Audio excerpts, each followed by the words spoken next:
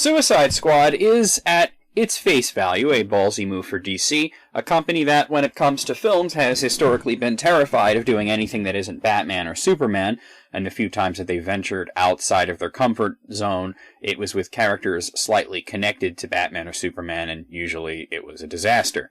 The exception would be Green Lantern, but that film also failed to deliver what they'd hoped, so doing a movie based on more obscure franchise like Suicide Squad and giving the limelight to characters like Killer Croc, Captain Boomerang, and Katana seems like they're embracing everything else with careless abandon.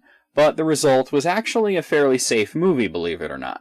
The main plot has to do with Amanda Waller, portrayed by Viola Davis, taking steps to put together Task Force X, commonly known as the Suicide Squad, as a black ops force that she can use against threats too big for the police or military.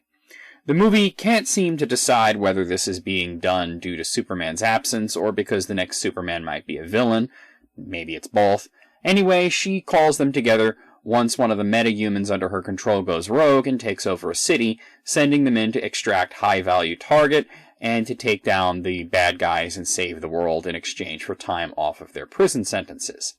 If they succeed, that's all well and good. If they fail, their very presence absolves her, as since they are all known criminals, they can easily be blamed.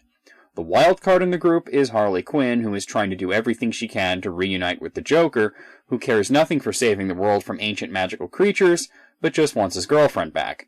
A while back, as part of Comic-Con 3, I reviewed Batman Assault on Arkham, which, despite having Batman in the title, is actually a Suicide Squad movie, and I commented that if the live-action movie turned out badly, we can at least watch that one.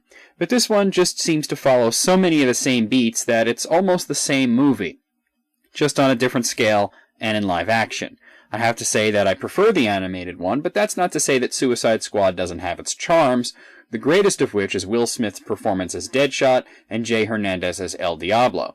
And for the small runtime, I did enjoy Jared Leto as the Joker, who is played closer to the original 1940s version of the character, as a vicious mob boss who uses his insanity and playful childlike imagery as intimidation.